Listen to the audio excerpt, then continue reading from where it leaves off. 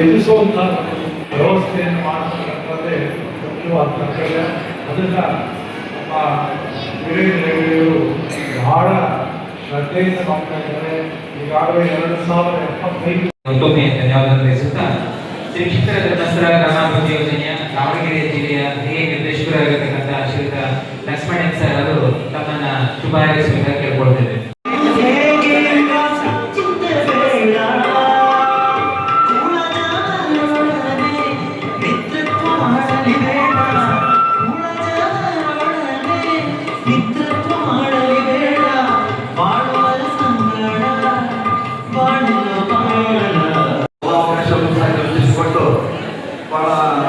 ವಿಜೃಂಭಣೆಯ ಕಾರ್ಯಕ್ರಮ ನೆರವೇರಿಸಿದ್ದಾರೆ. ಆದ್ದರಿಂದ ಧರ್ಮಸ್ಥಳ ಸಂಸ್ಥೆಯವರಿಗೂ ನಮ್ಮ ಸಂಸ್ಥೆಯ ಪರವಾಗಿ ನಾನು ಸಂಪೂರ್ಣ ಧನ್ಯವಾದ ಅರ್ಪಿಸ್ತೇನೆ. ಅದೇ ರೀತಿಯಾಗಿ ಈ ಕಾರ್ಯಕ್ರಮಕ್ಕೆ ಆಗಮಿಸಿರುವ ಈಗ ತಾನೇ ಉದ್ಘಾಟನೆ ಮಾಡಿ ವಾಪಸ್ ಹೋಗುತ್ತಿರುವಂತಹ ಸುಸ್ವಾಗತವನ್ನು ಬಯಸ್ತಾ ಇದ್ದೇನೆ.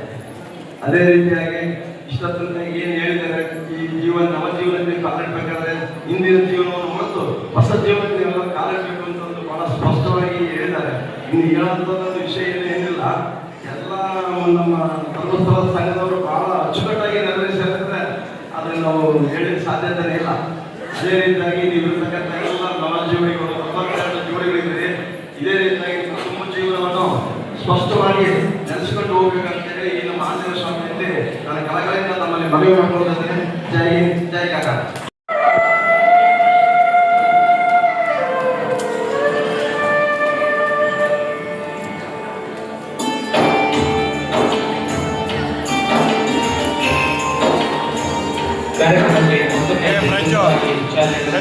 ಗೌರವಾನ್ವಿತರಿಗೆ ವಂದನೆಯನ್ನು ಸಲ್ಲಿಸುತ್ತಾ ಸೀತಾರಾಮ ಲಕ್ಷ್ಮಣ ದೇವರಿಗೆ ಭಕ್ತಿಯಿಂದ ಸಾಷ್ಟಾಂಗ ಪ್ರಣಾಮಗಳನ್ನು ಸಲ್ಲಿಸುತ್ತಾ, ಮುಖ್ಯವಾಗಿ ಶ್ರೀ ಕ್ಷೇತ್ರ ಧರ್ಮಸ್ಥಳದ ಬಹಳ ಅತ್ಯಮೂಲ್ಯವಾದಂತಹ ಒಂದು ಕಾರ್ಯಕ್ರಮ, ಪಾನ್ಮುಕ್ತ ಸಮಾಜ ನಿರ್ಮಾಣ ಮಾಡಬೇಕು, ದುಶ್ಚಟದ ವಿರುದ್ಧ ಜಾಗೃತಿ ಮೂಡಿಸಬೇಕು ದೃಷ್ಟಿಯಿಂದ ನಾವು ದಾವಣಗೆರೆ ಜಿಲ್ಲೆಯಾದ್ಯಂತ ಕಳೆದ 12 ವರ್ಷದಿಂದ ಈ ರೀತಿಯ ಜಾಗೃತಿ ಕಾರ್ಯಕ್ರಮ, ಮದ್ಯವಂಚನ ಶಿಬಿರ ಕಾರ್ಯಕ್ರಮವನ್ನು ಜಿಲ್ಲೆಯಾದ್ಯಂತ ನಾವು ಮಾಡ್ತಾ ಇದ್ದೇವೆ. ಕಳೆದ 8 ದಿನದ ಹಿಂದೆ ಪ್ರಾರಂಭ ಆದಂತಹ 75ನೇ ಮದ್ಯವಂಚನ ಶಿಬಿರ 8 ದಿನ ನಡೆದು ಇವತ್ತು ಸಮಾರೋಪ ಸಮಾರಂಭದಲ್ಲಿ ಮುಖ್ಯವಾಗಿ ನಾವು ಸೇರಿದ್ದೇವೆ. ಈಗಾಗಲೇ ಈ ಸಭೆಯ ಅಧ್ಯಕ್ಷ ಸ್ಥಾನವಾಗಿ ಸಹಕಾರ ಕೊಟ್ಟಂತ ಶಿಬಿರದ ವ್ಯವಸ್ಥಾಪನಾ ಸಮಿತಿ ಅಧ್ಯಕ್ಷರು ಶ್ರೀ ಎಚ್ ತಿಪ್ಪೇಶ್ ಇವರು ವೇದಿಕೆಯಲ್ಲಿದ್ದಾರೆ. ಅದೇ ರೀತಿ ದಿವ್ಯ ಸಾರಿ ನಮಗೆ ಆಂಜನೇಯ ದೇವಸ್ಥಾನದ ಟ್ರಸ್ಟಿನ ಅಧ್ಯಕ್ಷರು, ಪದಾಧಿಕಾರಿಗಳು, ಎಲ್ಲ ಸದಸ್ಯರು, ಈ ಸಮುದಾಯ ಭವನದ ಕಮಿಟಿಯ ಎಲ್ಲ ಸದಸ್ಯರು ಬಹಳ ಒಳ್ಳೆಯ ರೀತಿಯಲ್ಲಿ ಸಹಕಾರ ಕೊಟ್ಟಿದ್ದಾರೆ. ನಾವು ಮಧ್ಯವರ್ತಿ ಶಿಬಿರ ಮಾಡ್ತೇವೆ ಅಂತ ಒಂದು ಕೇಳಿಕೊಂಡಾಗ ಇದು ಒಳ್ಳೆಯ ಕಾರ್ಯಕ್ರಮ, ಧರ್ಮಸ್ಥಳದ ಕಾರ್ಯಕ್ರಮ, ನಮ್ಮ ಊರಿಗೆ ಪ್ರಯೋಜನ ಆಗುವಂತ ಕಾರ್ಯಕ್ರಮ ಅಂತ ಹೇಳಿ ಬಹಳ ನಿಸ್ವಾರ್ಥವಾಗಿ ಒಂದು ದೊಡ್ಡ ಸಮಾಜ ಸೇವೆಯನ್ನು ಮಾಡಬೇಕು ಅಂತ ಹೇಳಿಲ್ಲ ಆ ಕಮಿಟಿಯವರು ನಮಗೆ ಒಳ್ಳೆಯ ರೀತಿಯಲ್ಲಿ ಸಹಕಾರವನ್ನು ನೀಡಿ ಈ ಶಿಬಿರ ನಿಜವಾಗಿ ಶಿಬಿರಕ್ಕೆ ನಾವು ಲೆಕ್ಕ ಹಾಕಿದ್ದು 40ರಿಂದ 50 ಜನ ಸೇರ್ಬೋದು ಅಂತ, ಆದ್ರೆ 62 ಜನ ವ್ಯಸನಿಗಳು ಸೇರಿ ಇವತ್ತು ಪಾನ ಮುಕ್ತರಾಗಿ ಹೊಸ ನವಜೀವನ ಸಮಿತಿಗೆ ಸೇರಿದ್ದಾರೆ, ಹೊಸ ಬದುಕನ್ನು ಕಟ್ಟಿಕೊಳ್ಳಲಿಕ್ಕೆ ಬಂದಿದ್ದಾರೆ. ಇವತ್ತಿನಿಂದ ಅವರು ಹೊಸ ಬದುಕನ್ನು ಕಟ್ಟಿಕೊಳ್ತಾರೆ. ಅಂತ ಒಳ್ಳೆಯ ಕೆಲಸಕ್ಕೆ, ಒಳ್ಳೆಯ ಸೇವೆಗೆ, ಇಂಥ ಒಳ್ಳೆಯ ಕಾರ್ಯಕ್ರಮಕ್ಕೆ ಸಹಕಾರ ಕೊಟ್ಟಂತ ಎಲ್ಲ ಕಮಿಟಿಯವರಿಗೆ, ಎಲ್ಲ ಗಣ್ಯರಿಗೆ ದೊಡ್ಡ ಚಪ್ಪಾಳೆ ಮೂಲಕ ಅಭಿನಂದನೆ ಸಲ್ಲಿಸುತ್ತೇವೆ.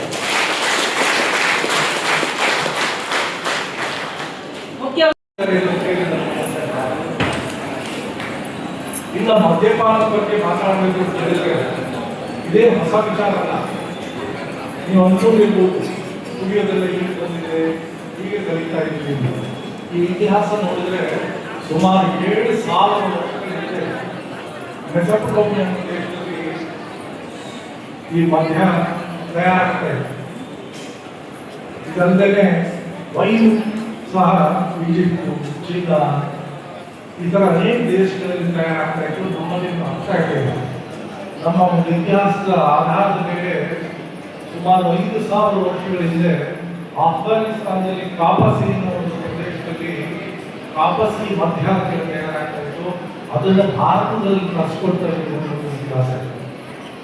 ಇನ್ನ ನಮಗೆ ಮಧ್ಯ ಗೊತ್ತಿರಬೇಕಾಗ ಒಂದು ಬಳ್ಳಿಯಿಂದ ಮದ್ಯವನ್ನು ತೆಗೆಯಲಾಗಿದೆ. ಅದನ್ನು ನೀವು ಕೇಳಿರ್ಬೋದು, ಸೋಮಪಾನ ಅಂತ, ಸೋಮರಸ ಅಂತ ಕೇಳಿರ್ಬೋದು. ಸೋಮರಸ ಒಂದು ಬಳ್ಳಿಯಿಂದ ಬರ್ತಕ್ಕಂಥದ್ದು.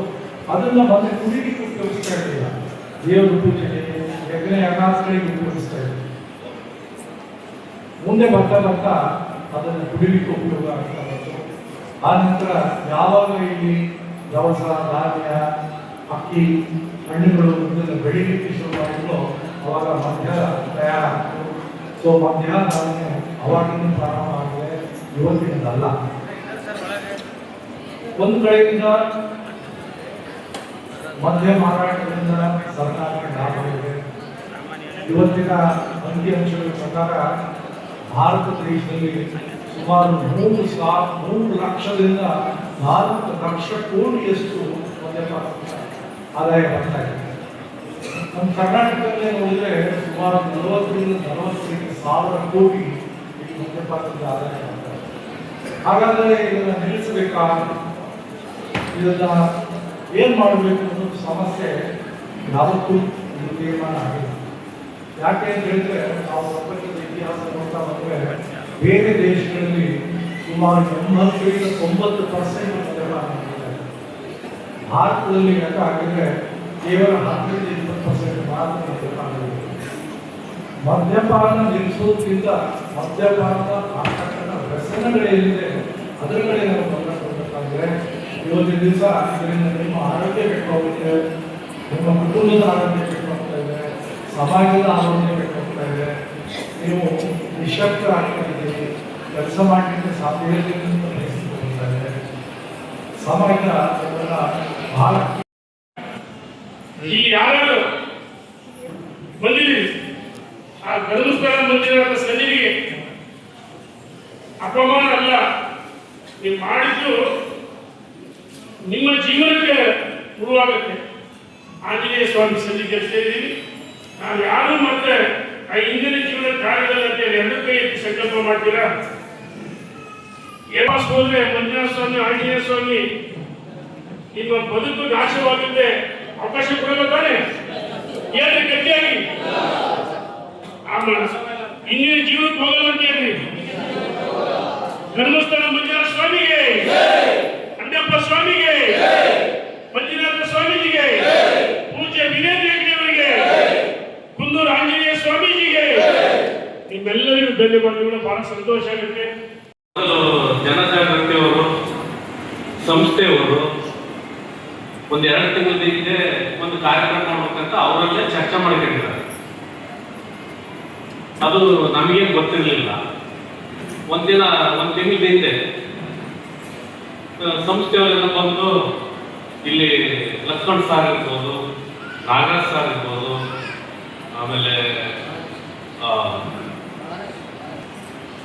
ವಿಕ್ಟೋಬರ್ ಸಾರ್ ಇರ್ಬೋದು, ಆಮೇಲೆ ಬಂದು ಮೊದಲು ಸುತ್ತಮುತ್ತ ಹಳ್ಳಿಯವ್ರನ್ನೆಲ್ಲ ಕರೆದ್ಬಿಟ್ಟು ಒಂದು ಪೂರ್ವ ರುದ್ರಪ್ಪ ಸರ್ ಇರ್ಬೋದು, ವಿಕ್ಟೋಬರ್ ಸರ್ ಇರ್ಬೋದು, ಆಮೇಲೆ ವಿದ್ಯಾಧರ ಸರ್ ಇರ್ಬೋದು, ರಂಜಿತಾ ಮೇಡಮ್ ಇರ್ಬೋದು, ಇವರೆಲ್ಲ ಕಷ್ಟಪಟ್ಟಿದ್ದಾರೆ. ನಿಮ್ಮನ್ನು ಮಗು ಸಾಕಿದಾಗ ಸಾಕಿದ್ದಾರೆ.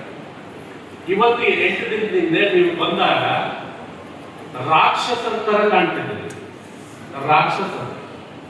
ಇವತ್ತು ನೋಡ್ಬಿಟ್ರೆ 8 ದಿನಕ್ಕೆ ನೀವು ಏನ್ ಪರಿವರ್ತನೆ ಆಗಿದ್ದಾರೆ ಅಂದ್ರೆ ಅವರ ಶ್ರಮ. ಮುಂದಿನ ದಿನಗಳಲ್ಲಿ ಏನು ಈಗ ನವಜೀವನದಲ್ಲಿ ಬಂದಿದ್ದಾರೆ, ನೀವು ಸೇವೆ ಮಾಡಲಿಕ್ಕೆ ಆ ಸ್ಥಾನ ನೀವು ಬಳಸ್ಬೇಕು.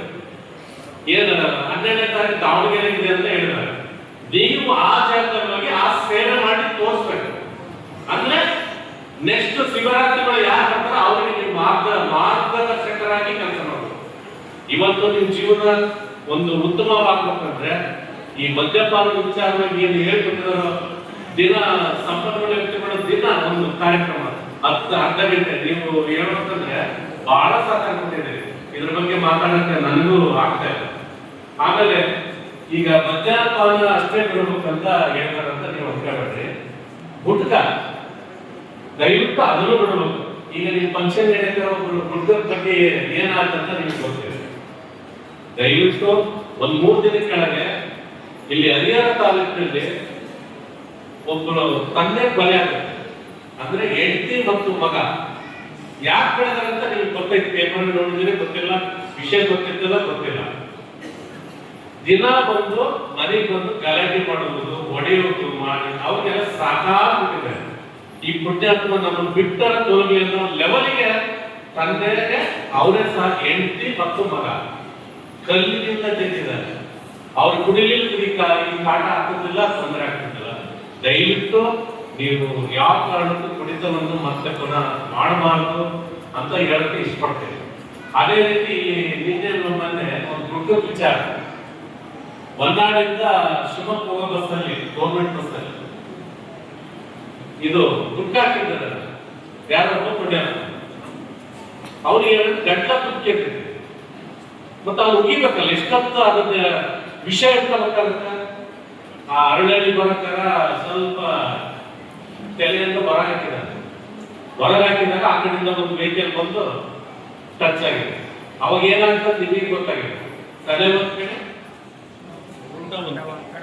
ದಯವಿಟ್ಟು ಮದ್ಯಪಾನದ ಜೊತೆಗೆ ಈ ಗುಡ್ಕವನ್ನು ತಾವು ಮಾಡಬಾರ್ದು ಅಂತ ಹೇಳ್ತಾ ನನಗೆ ಮಾತಾಡೋದು ಅವಕಾಶ ಕೊಡ್ತಾ ಎಲ್ಲರಿಗೂ ಹೊಂದಿಸ್ತಾ ಏನು ಈ 62 ಜನ ಏನು ಶಿಬಿರಗೊಂಡು ಮಾಹಿತಿಯನ್ನು ಕೊಟ್ಟು ಮಾನವತರಾಗಿದ್ದಾರೆ. ಇವತ್ತು ಅವರ ಮನೆಯವರು ಕರೆಸಿ ಅವರಿಗೆ ಮಾಹಿತಿಯನ್ನು ಕೊಟ್ಟು ನಿಮ್ಮನ್ನು ಇಬ್ಬರನ್ನು ಮನೆಗೆ ಕಳಿಸ್ತೇವೆ. ನೀವು ಮನೆಗೆ ಹೋಗಿ ಮನೆಯಲ್ಲಿ ಹೇಗೆ ಜೀವನ ಮಾಡಿಸಬೇಕು ಅಂತಂದ್ರೆ ಸೀತಾರಾಮ ದೇವರಾಗಿ ಆ ರೀತಿಯ ಒಂದು ಬದುಕನ್ನು ನಡೆಸಬೇಕು. ನಿಮ್ಮ ಮನೆಗೆ ಹೋದ ನಂತರ ನಿಮ್ಮ ಮನೆ ಬೆಳಗಬೇಕು. ನಿಮ್ಮ ಮನೆ ಒಂದು ಸುಂದರವಾದಂತ ದೇವ ಮಂದಿರ ಆಗಿ ಬೆಳಗಬೇಕು, ಮಾಡಬೇಕು. ನಿಮ್ಮ ಸಂಸಾರ ಚೆನ್ನಾಗಿ ಆಗಬೇಕು. ಈ ದೃಷ್ಟಿಯಿಂದ ನಾವು ಇಷ್ಟು ಕೆಲಸವನ್ನು ಮಾಡಿದ್ದೇವೆ. ನೆನಪಿಟ್ಟುಕೊಳ್ಳಿ, ಪೂಜ್ಯರು ಮತ್ತು ಅಮ್ಮನವರು ಯಾವಾಗಲೂ ಚಿಂತನೆಯನ್ನು ಮಾಡ್ತಾ ಇದ್ದಾರೆ, ದುಶ್ಚಟ ದುರಭ್ಯಾಸ ಇರಬಾರದು ಅಂತ, ಮಾನವತ ಸಮಾಜ ನಿರ್ಮಾಣ ಮಾಡಬೇಕು ಅಂತ.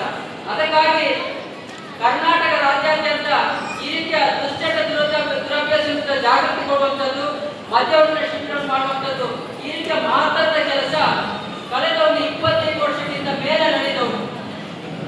ನಮ್ಮ ದಾವಣಗೆರೆ ಜಿಲ್ಲೆಯಲ್ಲಿ ಈ ಒಂದು ಟ್ರಸ್ಟ್ ಅಲ್ಲಿ ಜನಜಾಗೃತಿ ವೇದಿಕೆ ಕಮಿಟಿಯಲ್ಲಿ 50 ಜನ ಸ್ವಯಂ ಸೇವಕರು ಗಣ್ಯರ ಕೆಲಸವನ್ನು ಮಾಡ್ತಾ ಇದ್ದಾರೆ. ಇವತ್ತು ವೇದಿಕೆಯಲ್ಲಿ ಜನಜಾಗೃತಿ ಕಾರ್ಯಕ್ರಮ, ಜಾಗೃತಿ ಕೊಡುವುದು, ಮಾಹಿತಿ ಕೊಡುವುದು, ಮದ್ಯವನ್ನು ಶಿಬಿರ ಏನು ಕಾರ್ಯಕ್ರಮ ಇದ್ರು ಅವರು ಎಲ್ಲಿದ್ರು ಆ ಕಾರ್ಯಕ್ರಮದಲ್ಲಿ ಭಾಗವಹಿಸಿ ಅವರ ಸೇವೆಯನ್ನು ಕೊಡ್ತಾ ಇದ್ದಾರೆ.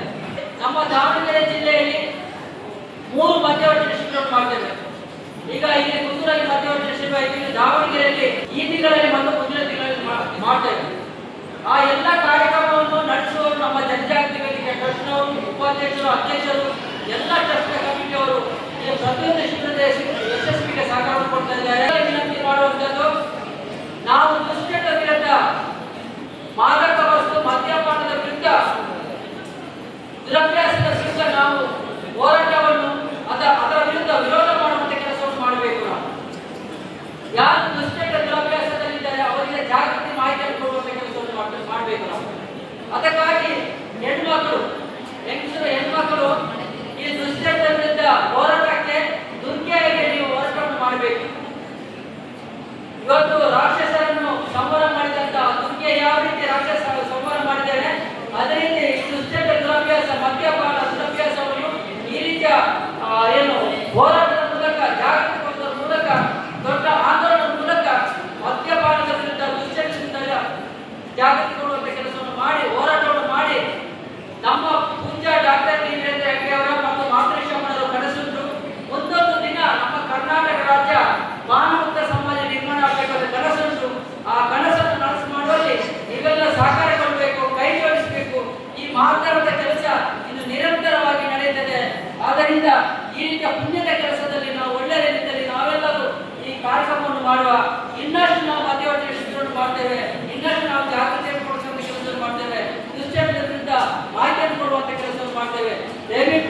ಈ ಶಿಬಿರಾರ್ಥಿಗಳು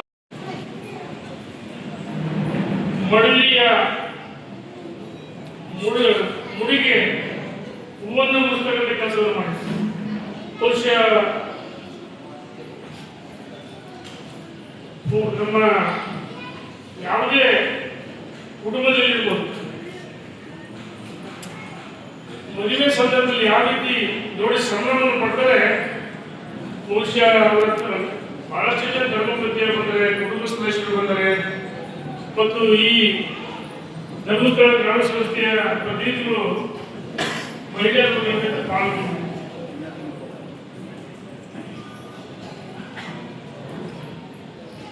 ನಾನು ಹೆಚ್ಚು ಮಾತಾಡಿದೆ ಸಮಯ ಬಹಳಷ್ಟು ಆಗಿದೆ. ನಾನು ಬೆಳಗ್ಗೆಯಿಂದ 9:30ರಿಂದ ಹಳ್ಳಿಗಳಲ್ಲಿ ಕಳೆದ 1 ವಾರದಿಂದ SIR ಮತದಾರರ ಪಟ್ಟಿ ಪರಿಷ್ಕರಣೆ ಆಗ್ತದೆ. ಇದು ರಾಜಕೀಯ ಪಟ್ಟಿ ಹಳ್ಳಿಗಳಲ್ಲಿ ಭೇಟಿ ನೀಡಿ ಬೂತ್ ಲೆವೆಲ್ಗೆ ಜಾಗೃತಿಯನ್ನು ಮೂಡಿಸ್ತಾರೆ. ಹಾಗಾಗಿ ಬೆಳಿಗ್ಗೆ 4ರಿಂದ ಸ್ಟಾರ್ಟ್ ಮಾಡಿ 5 ಬಳ್ಳಾಪುರ ಮುಗಿಸಿ ಬಂದಿದ್ದು ಮತ್ತೀಗ ಹನ್ಮಳ್ಳಿ ಕುಡುಗಟ್ಟೆ ಆ ಬಗ್ಗೆ ಇದೆ ಸಂಜೆವರೆಗೆ. ನಮ್ಮ ನಾಗರಿಕರು ಈ ಭಾರತದ ಗೌರವಕ್ಕೆ ಪ್ರತಿಭಾಗಬೇಕಂದ್ರೆ ಪ್ರತಿಯೊಬ್ಬರು ಮತದಾರರ ಪಟ್ಟಿಯಲ್ಲಿ ತಾವು ಸೇರ್ಪಡೆ ಮಾಡಿಕೊಳ್ಳಬೇಕು. ಇಲ್ಲ ಇದ್ರೆ ಚುನಾವಣೆಗೆ ಸ್ಪರ್ಧೆ ಮಾಡಲು ಅವಕಾಶ ಇದೆ. ಮತದಾನದ ಹಕ್ಕು ಇಲ್ಲ. ಈಗ ನೋಡಿದ್ರೆ ಮುಖ್ಯಮಂತ್ರಿಗಳು ಯಾವುದೇ ಸವಲತ್ತು ಕೊಡಲಾಗ್ತಿರ್ತಾರೆ. ಸವಲತ್ತಿನ ಮತದಾನದ ಹಕ್ಕು ಬಹಳ ಮುಖ್ಯ. ನಿಮ್ಮ ಶ್ರಮ ನಿಮ್ಮ ದುಡಿಮೆ ಇದ್ದೇ ಇರುತ್ತೆ.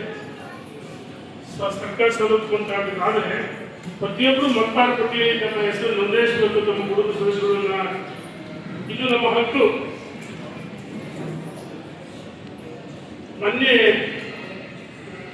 28 ತಾರೀಕಿಗೆ ಹಳೆ ಪಟ್ಟಿ ರದ್ದಾಯಿತು. 30 ತಾರೀಕಿಗೆ ಹೊಸ ಪ್ರಕ್ರಿಯೆ ಪ್ರಾರಂಭವಾಗಿದೆ. ತಾವೆಲ್ಲರೂ ಪಾಲ್ಗೊಳ್ಳಬೇಕಂತ ವಿನಂತಿಯನ್ನು ಮಾಡಿ ಕೆಲವರು ಮದ್ಯವ್ಯಸನಿಗಳಾಗಿ ತಮ್ಮ ಆರೋಗ್ಯ ಅಷ್ಟೇ ಅಲ್ಲ, ಇಡೀ ಕುಟುಂಬದ ಬದುಕನ್ನು ನಾಶ ಮಾಡ್ತಕ್ಕಂಥ ಕೆಲಸವನ್ನ ನಿಶ್ಚಯ ಮಾಡ್ತಾರೆ. ಏನಾಗುತ್ತೆ, ಅವರು ಅದನ್ನು ಕುಡಿದಾಗ ಏನಾಗಲ್ಲ, ಅದು ಅವ್ರನ್ನ ಕುಡಿದ್ಬಿಡುತ್ತೆ ಜಾಸ್ತಿ ಆಗಿ. ಕೆಲವರು ಕಾಫಿ ಟೀ ಹೇಗೆ ಬೆಳಿಗ್ಗೆ ಕುಡಿದ್ರೆ ಅದೇ ರೀತಿ ಇದನ್ನ ಸೇವನೆ ಮಾಡಿ ಬರೀ ಮದ್ಯ ಅಷ್ಟೇ ಅಲ್ಲ, ಮಾದಕ ವಸ್ತುಗಳು ಎಲ್ಲವೂ ಆರೋಗ್ಯಕ್ಕೆ ಹಾನಿಕರ. ಇದರಿಂದ ನಾವು ಮುಕ್ತ ಆಗಬೇಕಂದ್ರೆ ಕಳೆದ 8 ದಿವಸಗಳಿಂದ 42 ಜನ ಪಾಲ್ಗೊಂಡಿದ್ದೀವಿ. ಒಂದು ಕಡೆ ಧರ್ಮಸ್ಥಳ ಮಂಜುನಾಥ ಸ್ವಾಮಿ ಸ್ವಾಮಿ ಆಶೀರ್ವಾದ, ಇನ್ನೊಂದು ಕಡೆ ಕುಂದೂರು ಆಂಜನೇಯನ ಸನ್ನಿಧಿ ಅಂತ ಸೇರಿದೆ. ಈಗಾಗಲೇ ದುಶ್ಚಟದಿಂದ ಮುಕ್ತರಾಗಬೇಕು ಇಲ್ಲಿ ಪಾಲ್ಗೊಂಡಿದ್ದೀವಿ. ನಮ್ಮ ಕುಟುಂಬ ಸದಸ್ಯರು, ನಮ್ಮ ಧರ್ಮಪತ್ನಿಯರು, ಬಹುಶಃ ಕುಟುಂಬ ಸದಸ್ಯರು ಏನಾಗುತ್ತೆ, ನಾವು ಚಿಕ್ಕವರಾಗಿದ್ದು ನೋಡ್ತೀವಿ. ಒಂದು ಸ್ವಲ್ಪ ಹಾಕಿಬಿಟ್ರೆ ಅವ್ರ ಬಾಯಲ್ಲಿ ಯಾವ ಶಬ್ದಗಳು ಕೇಳಕ್ಕಾಗಲ್ಲ.